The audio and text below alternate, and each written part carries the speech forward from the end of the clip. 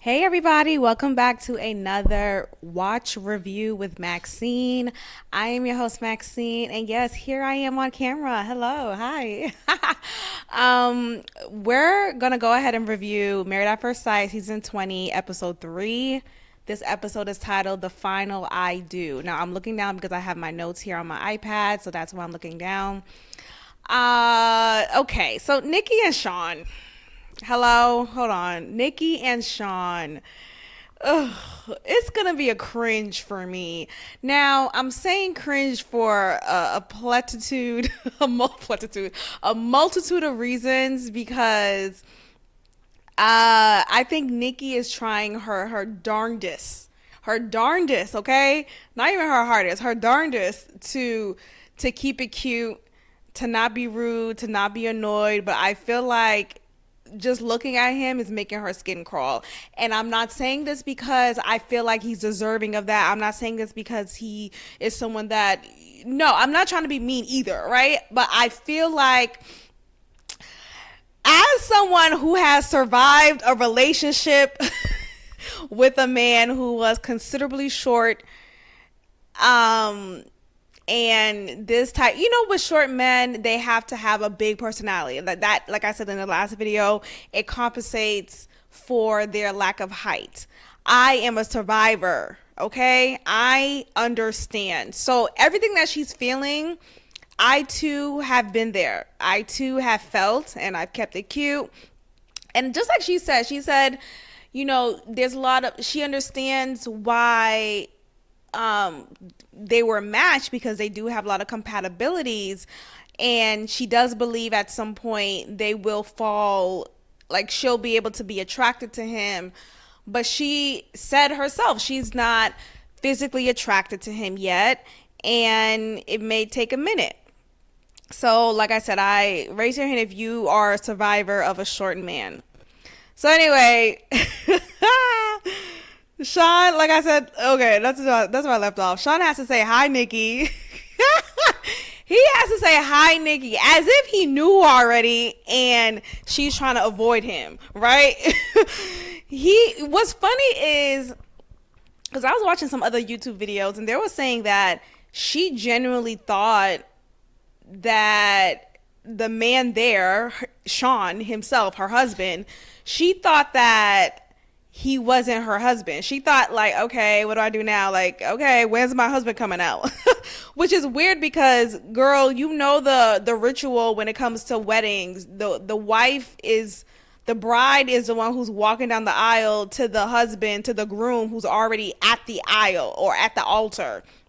So that just was hilarious to me. But anyway, in his speech to her, it was actually very sweet because he was saying how he's successful in his own right. He is just an established man, and basically saying, like, yeah, I'm a catch, yeah, I'm 5'6", but he didn't mention his height. I mean, you don't have to mention your height, obviously, but in this case, it's obvious that right. But he said something like, I got space for you. Basically, he said that a year prior to this, he was preparing for his wife, and he, I guess, manifested her, and he said, I got space for her. I thought that was just a sweet thing to say.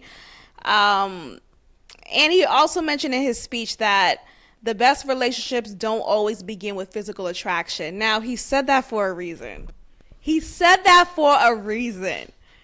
And I'm gonna just say, I think Sean, as much as he presents himself to be this confident and charismatic and self-assured man, I know that he knows he's short, right? I mean, like, it's not a surprise.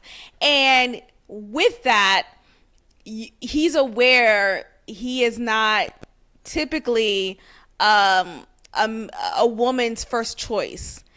And he has to say it first before it's said to him. So he has to kind of protect himself prior to being rejected because he knows he's not the classic type that a woman will go for, which is actually pretty sad, right? I'm sorry that That's his experience. But I mean, it's just it's the society that we're in. Shit, okay? You're fucking short. Shit. Yeah, they're both science nerds. Did I talk about this? No, okay. I feel like I mentioned this in the last one. But nonetheless, okay, we meet a new couple. And I'm like, how many couples are in this damn season? God damn. It's 1, 2, 3, 4, 5, 6. Okay, because I have 7 scenes in my. I'm using OBS for the first time, y'all. Well, since the last 2 videos, I've used OBS. And it's my first time using it. It's pretty cool. Yes, it's 7 couples. This is 7 couples. Has there always been this many couples? 7's a lot. Okay, but we meet Devin and Caitlin. Now this is our final couple. It better be the final couple. Damn, how many more couples do we have to meet? Devin is a rugby player, a professional one at that. So that's pretty cool. Okay. Ooh. And he needs someone who has a flexible work schedule because with his job he travels often. And thankfully, they matched him with Caitlin, who has flexible work hours. She works for a social media company as a marketer, and she also does makeup professionally. And for a little bit, she was a high school teacher. So she has the flexibility to work however long, however many days that she needs to. And it coincides with his schedule, so that's pretty great. What I noticed is maybe he didn't notice, and maybe is he from California, because maybe it's a Cali thing, I don't know, but when he walked down the aisle with his mom, he had these sunglasses on the top of his head, like, sir, and he didn't take it off. His mom didn't gesture for him to take it off. It just stayed there like the whole time. So I'm thinking, okay. We learned that Caitlin's dad is not supportive of this arrangement. He's very old school, and he, as his way of like standing against the machine, he chose not to walk her down the aisle. He is seated up front.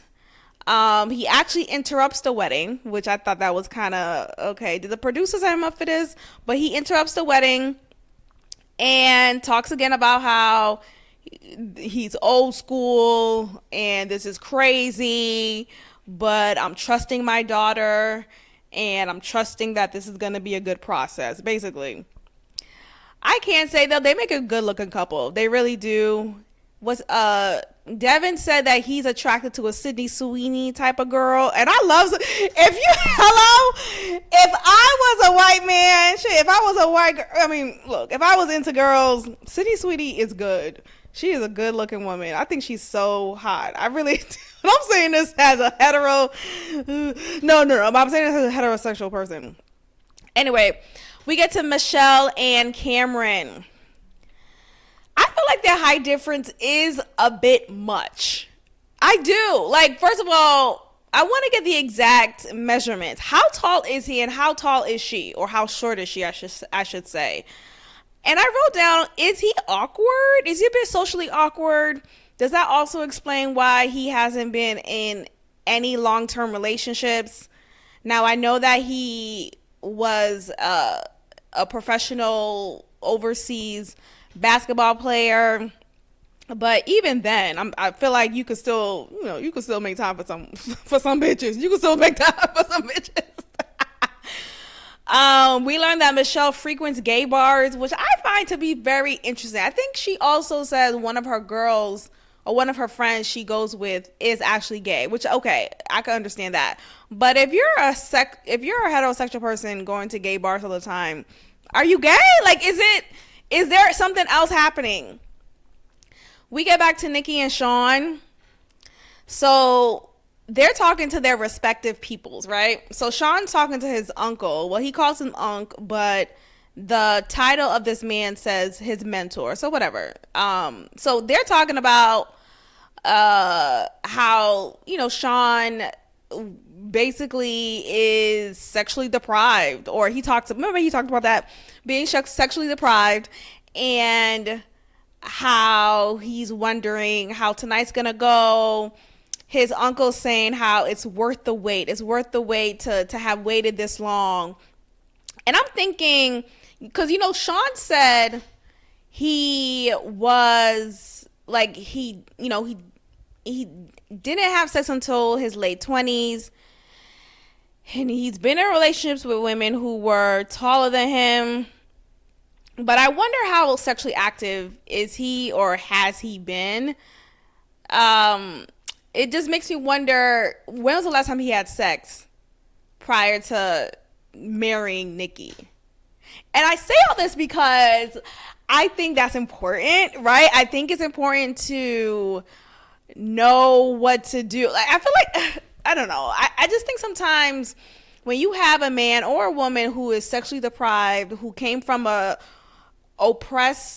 sexually oppressed background, typically a religious background, it does stunt your growth when it comes to sexuality, when it comes to knowing your pleasures and all of that. And I feel like that could be an issue, or it could be an over issue, right? And there's so many things to say about this, because if you're sexually oppressed, you may become hypersexual, right? You may not know how to control your urges, or, so there may be some cheating going on, or maybe your demand of sex may be so much so that it's like, damn, nigga, like, okay, I'll suck your dick. Like, it may be a lot. It may be a lot. Or to the point where he is uncomfortable with sex and doesn't know how to really be in the moment and dive in and please his woman and receive pleasure. Like, so it's such a dramatic spectrum. Like, it could be one or the other. I feel like there's really no in between. I feel like there's no in between. Seriously. But we'll see how that goes, child. But his uncle's talking about it's worth the wait. Look, as someone who, again, raise your hand if you survive purity culture. I was on TikTok this morning. Remember the time I used to like not be on TikTok? I used to not support TikTok. Look at me now. No, but I was on TikTok this morning, and I came across this one. You know how the new trend is you'll sit down and act like you're about to get ready to film a Netflix documentary? That trend is so funny. One of the videos I saw today is of this black woman. She's sitting down and she's saying how she survived the Pinky Promise group, the Pinky Promise group. And for those, it's so niche. It is so niche. So I thought it was so funny how this came across in my timeline, because I didn't necessarily survive. I wasn't a part of the Pinky Promise, but I used to follow the leader of the movement. Her name is Heather Lindsay. And I remember in my earlier days in my podcast, I used to talk about her when I was back in that whole like Christian podcast. Oh, girl, deconstructed for real, huh? But anyway, I still believe in the Lord. But the way y'all be doing it, I just can't. Anyway, the point is, why did I bring this up? Hold on. The point is, okay. So yeah, worth the wait. When the uncle said this is worth the wait, it just reminded me of the purity culture, right? One of the sayings would be, it's worth the wait. And then, coming across that video this morning on TikTok of Pinky Promise, the Pinky Promise group, just reminded me of those days. Oh my gosh. I'm so sick of it. I'm so like, no, it's not.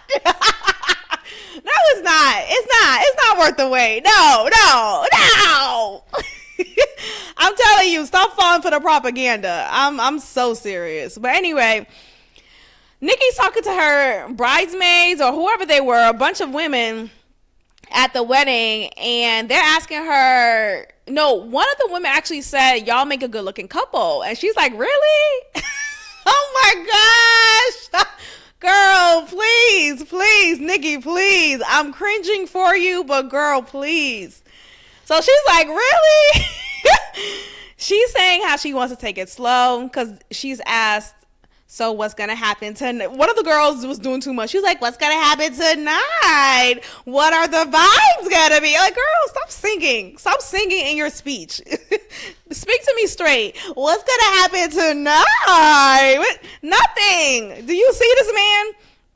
So she's like, she wants to take it slow, but she was purposely being obtuse when she was asked that question. She's saying, What do you mean? Like, girl, you know what we mean. It's the wedding night. What else do we mean? Are y'all gonna fuck or not? Are y'all gonna get down or not? What's gonna happen tonight, girl? That was hilarious. So we get to Mecca and Belle. Belle talking about how she made a commitment to herself to not kiss him at the altar. For what? Let me put this iPad down. Enough. What are you committing to yourself about? We make these stupid ass commitments to ourselves. Cut it out. What happens? What happens if you did not follow this commitment? Oh my gosh, is your spirit gonna die? Girl, shut up. I'm so sick of this. I made a commitment to myself. Okay. Why? You made a commitment to yourself to marry this man you met at first sight, but you can't commit to kissing him at the altar? Girl, bye. So she's saying that to say that she's not gonna have sex with him tonight. Logic, Mecca's dad. Logic is his own. First of all, Logic is fine. Hello? I feel like he could hit on Belle, and Belle and Logic could be together, low key. It could be, you know how you have those movies where I slept with my husband's father. I feel like that could be a situation here. I'm so dead ass. And I think Logic is sneaky enough. I don't know him personally, obviously, but the way he comes across, the way he be shitting on his son, I feel like he could do something like this. I mean, God forbid, who knows? But nonetheless, Logic is talking to his son, and he's saying how, yeah, I saw Belle's a bit flustered, so I guess she got a little tipsy. And he's asking his son, are they, what do y'all think, how you feel tonight's gonna be? I saw you up there with your, and he called it a wrench, with your wrench on, basically saying, he had a hard on. Mecca's trying to play it off. He's laughing and crap. And it's like, Mecca, can you take lead? I get this is your dad. I get you're 28. And your dad is fine as fuck. But I need Mecca to be this man. I need him to be a man, okay? I need him to stand up to his dad and be like, Dad, come on, man. Come on. I need him to take lead of the conversation. I need him to speak up and stand up. Golly. Courtney and Nick. So Courtney's questioning his groomsmen, trying to understand what Nick's intentions are, because she's aware that he's been on so many reality shows. His groomsmen, of course, are going to have his back. They're not going to be like, he was just shitting around. He's just here for the check. He's here for the production. Like, obviously they're going to say, yeah, he's here because he genuinely wants love. Okay, girl, bye. Nick is not fooling me. He's not fooling me. So we get to Felipe and Tori, and this moment was cute. So Felipe tells us that in the Brazilian culture, when you cut the first slice of a cake, you hand the slice to the most important person. And typically he would hand it to his mom, but this time he hands it to his wife. And so everyone was like, "Aw." And while he hands it to his wife, he says, "I love you, Mom." And he hands it to his wife, okay? So Tori receives the slice of cake, but she actually hands it to his mom. And I'm like, dang, Tori is really winning all of us over, because I think a lot of us felt like Tori may not be this genuine person because she looks nothing like her family. I need some more understanding of her background. She looks nothing like her family. Nothing. Okay, and she does look a little Botoxed up and fillered up. And yes, we want to move away from stereotypes, but oftentimes when you see something like that, you wonder how genuine is this person. So for her to really behave this way and be as genuine as she is, and to match the energy that Felipe has, I am very pleased. And I'm happy to be corrected. Okay, and I'm also glad that she genuinely likes him and she's attracted to him, because I was wondering the first episode, is she really into him? Because he may look like a lanky, geeky looking guy, but he is I think he looks like Andrew Schultz. Hello? Y'all know who Andrew Schultz is? I think he looks like Andrew Schultz, a Brazilian version of Andrew Schultz. I'm not really a fan of this mustache that he has going on, but nonetheless, I do think he's a good looking guy and he looks like he takes care of himself. So that's pretty cute. So we get to Sean and Nikki in the reception, right? Or back to the reception scene, right? So I feel like Nikki's energy throughout this whole wedding, she's just having a time in this party, in this wedding party, and it's as if she is not married. It's as if she didn't just get married to Sean. And she's just dancing with her girls or dancing with some wedding guests, and she's not paying him any mind. And I think Sean is awkward too, and he's trying to play it off, and he's over here in the sideline.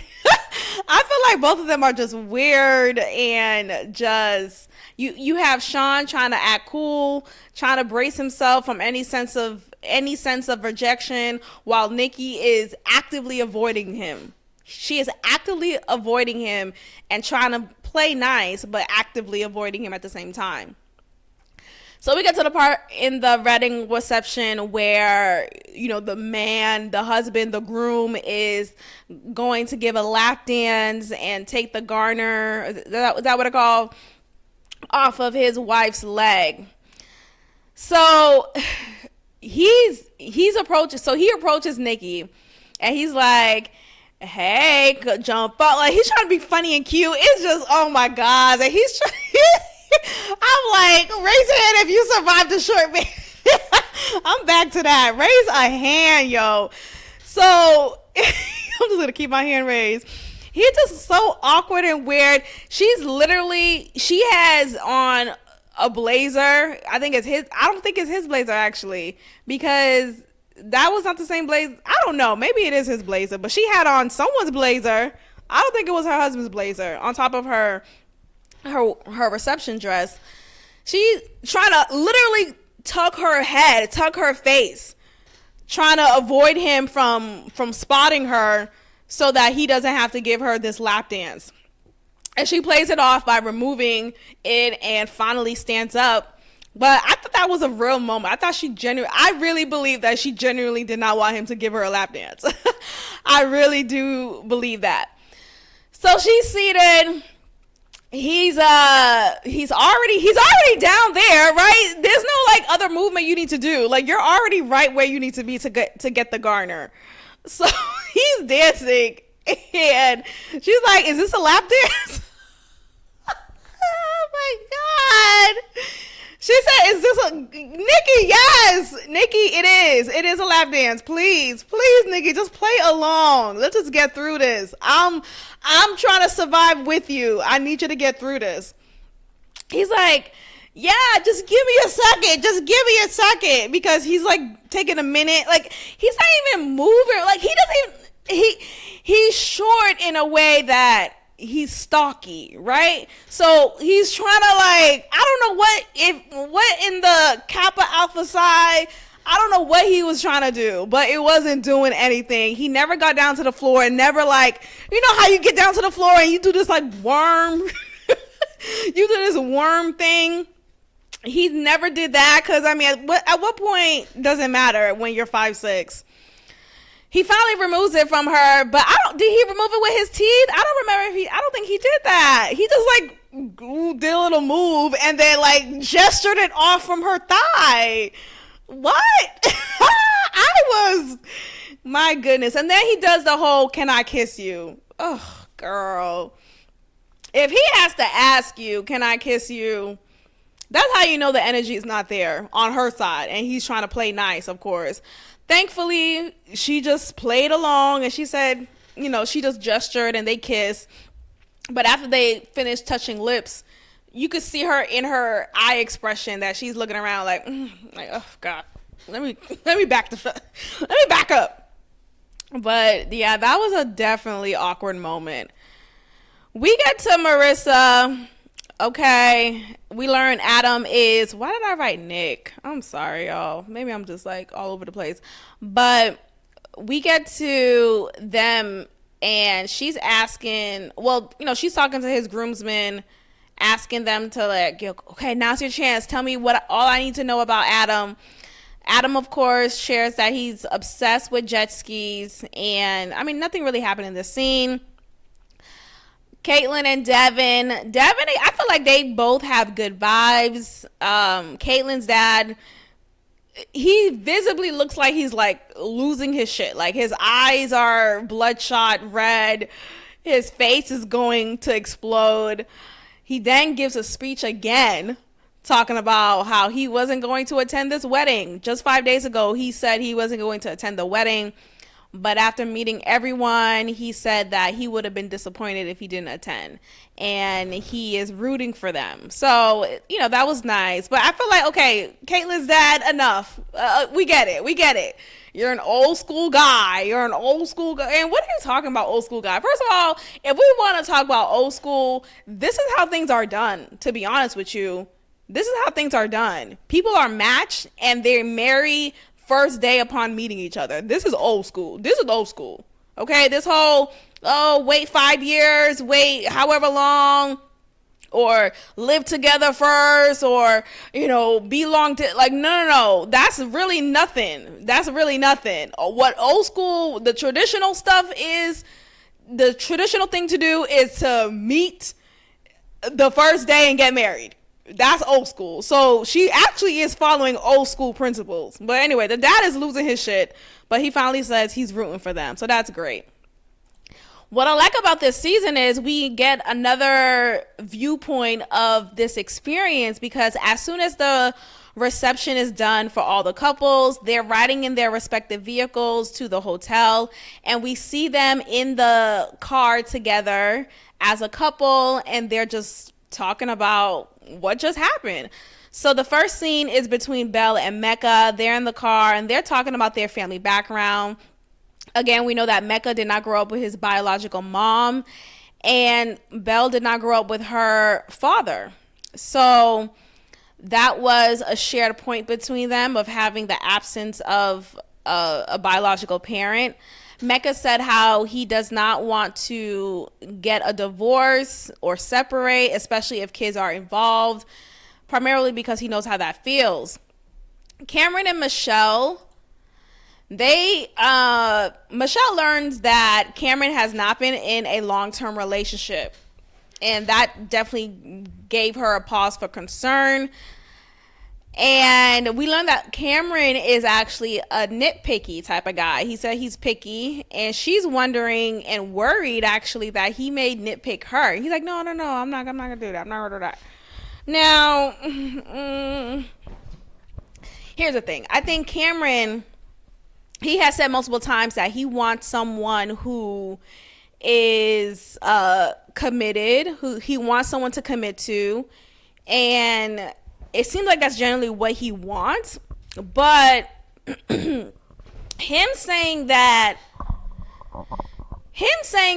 he is picky, that does bring some concern. I can say that is concerning. And it's concerning because what are you picking about? Like, what are your deal breaker?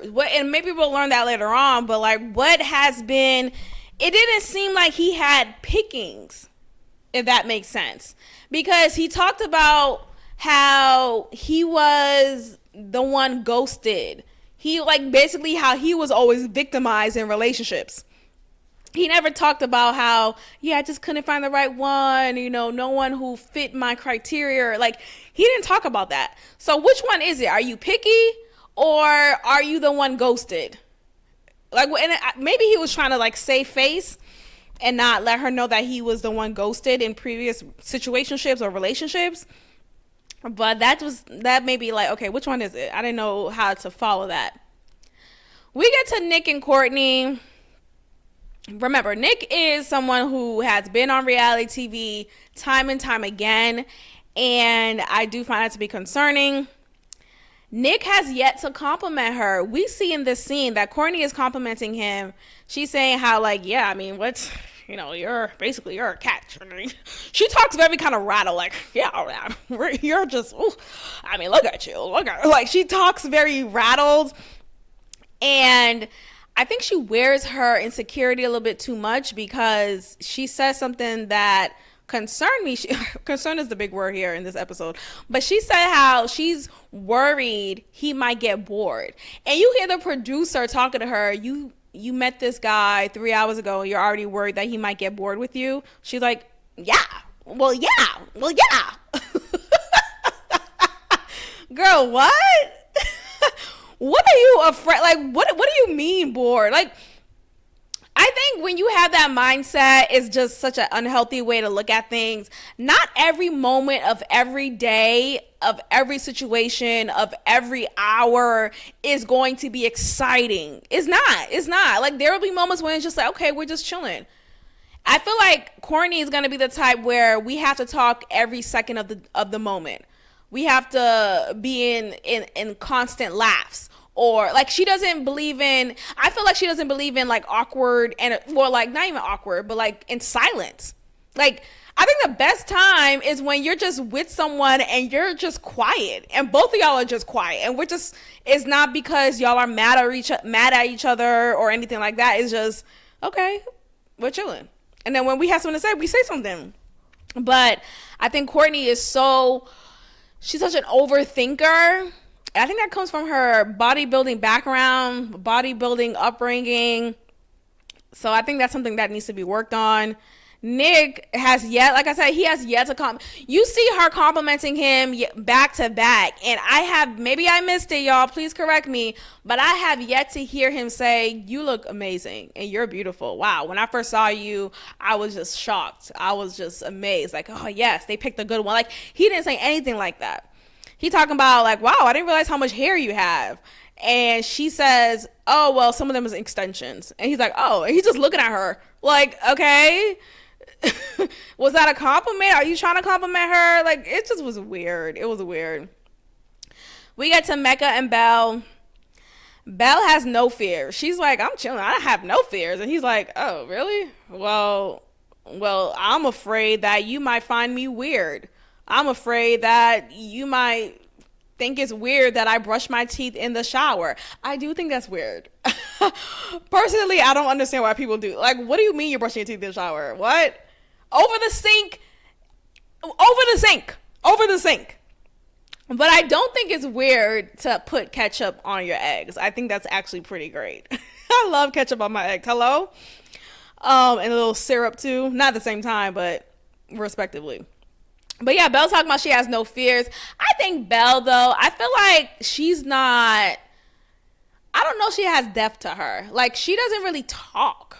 Does that make sense? Like, she doesn't really, yes, she talked about the absence of her father, but I don't really feel like she has much to say.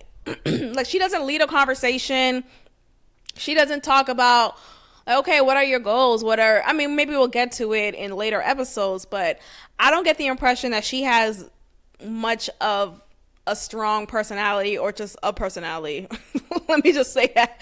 Or a personality. Maybe I'm wrong. We'll see. We'll see how it goes. But yeah, Mecca's talking about she's afraid, or he's afraid that she'll find him weird. And that makes me wonder, has he been called weird before? I mean, I do think it's weird that he wears nail polish. I do. I'm sorry. Hello? I'm not of that generation, but I don't get it. Belle's talking about how she's standing on business and she's not going to have sex with him, and she thinks it's important to build a friendship first. Girl, bye.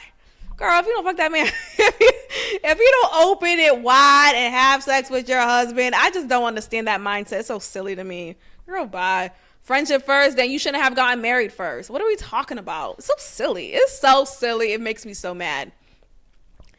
We get to Maurissa and Adam. Adam says how he likes to think that he looks good because right after Maurissa said she was pleased with his appearance, because again, he asked her, what did you think of me when you walked down the aisle, when you saw me? And it's just like, oh my gosh, he just wants to be complimented so bad. And you see a similarity with Adam and Nick. Both of them, They want the attention. They want to be complimented. They want all of the praise. But I have yet to hear Adam say anything to Marissa of compliments. Like, he has yet to say, wow, you have a beautiful smile, or I love your body, your hair looks great, you're beautiful. Nothing. Nothing. So we get to a scene. Oh, this scene was another cringe. Anytime we see Nikki and Sean together, it's gonna be cringe. I bet you by golly, wow, it's gonna be cringe. So they're getting ready for bed. She takes off her makeup. She's like, well, this is how I look, and she looks the same. She's beautiful. Sean's trying to be funny and say, oh, well, I'm gonna go ahead and leave now. Like, Sean, please, you struck lotto with just look wise. I don't know about personality, because I think Nikki, I don't know. We'll see. But Nikki's wiping off her makeup. Sean trying to get things in order. Like, okay, so what's the plan for the bed? How do you feel comfortable? It's just trying to be trying to be ahead of the curve before he gets curved. So, thankfully, Nikki does say it's fine for you to sleep on the bed, but stay on your side. Stay on your side. Girl, what? Don't you dare touch me. Stay on your side. I don't want to even feel your breath on me. Stay on your side. Oh my, Sean, if you don't get up and go, I don't know what else you need to do. So she's talking about stay on your side. She then asked him, what do you wear to go to sleep in? And he said he wears his shorts. And he just said, I wear my shorts. So obviously it's okay. He's shirtless. He'll be bare chested. And she's like, well, can you put on a shirt? Can you put on a shirt? I don't even want to see your skin. I don't want to see can you put on a long sleeve shirt? Actually, she didn't say that part, but she just said, put on a shirt. And of course he's going to acquiesce to that because, he's going to worship the ground that she walks on. It seems like, well, I don't know. Well, I feel like he is going to kind of not strike at her, sounds so hostile, but I don't think he's necessarily going to be a doormat, but I do feel like he's going to be a doormat in some ways, right? So I think maybe mentally he'll play with her, right? He'll play chess, he'll challenge her a bit, but when it comes to running the show or making a first move or being flirtatious, he's going to acquiesce to whatever she says. He then makes a joke about the temperature. He says is at 69, and she wanted the temp to be increased so there could be some heat coming in. And he says, oh, should we 69 tonight? Should we 69 tonight? She's like, absolutely not. Absolutely. She immediately said, absolutely not. And he plays it off and says, I'm just joking. I'm just joking. I'm just joking. Sean, Dr. Best, no, you're not. No, you're not. If she said we could see where it goes.